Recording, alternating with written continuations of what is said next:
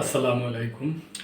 প্রিয় দর্শক, আপনারা জানেন যে আমাদের ২১শে ফেব্রুয়ারি বিশ্ব মাতৃভাষা দিবস পালন হলো।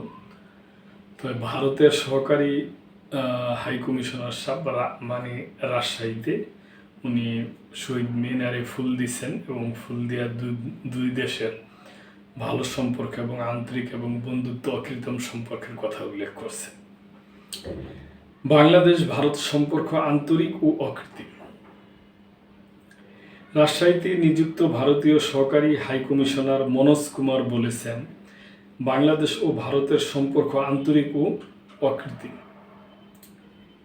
আজ শনিবার সকালে রাজশাহীর কেন্দ্রীয় শহীদ মিনারে ভাষা শহীদদের প্রতি শ্রদ্ধা নিবেদন শেষে তিনি একথা বলেন। মনোজ কুমার পুষ্পস্তক অর্পণের মাধ্যমে ভাষা শহীদদের স্মরণ করেন। পরে ভারতীয় সহকারী হাইকমিশনারের পক্ষ থেকে তিনি জনসাধারণকে শুভেচ্ছা জানান। সাংবাদিকদের সঙ্গে আলাপকালে মনোজ কুমার বলেন, বাংলা ভাষা আমাদের দুই দেশের একটি অভিন্ন বন্ধন। এটি কেবল একটি অংশীদারি ভাষা নয়, বরং ভারত ও বাংলাদেশের ঐতিহ্য ও সংস্কৃতির মাধ্যমে লালিত ও সংরক্ষিত একটি ঐতিহ্য। তিনি আরও বলেন, বাংলাদেশ ও ভারতের সম্পর্ক কোনো কৃত্রিম সম্পর্ক নয়, এটি আন্তরিক ও অকৃত্রিম।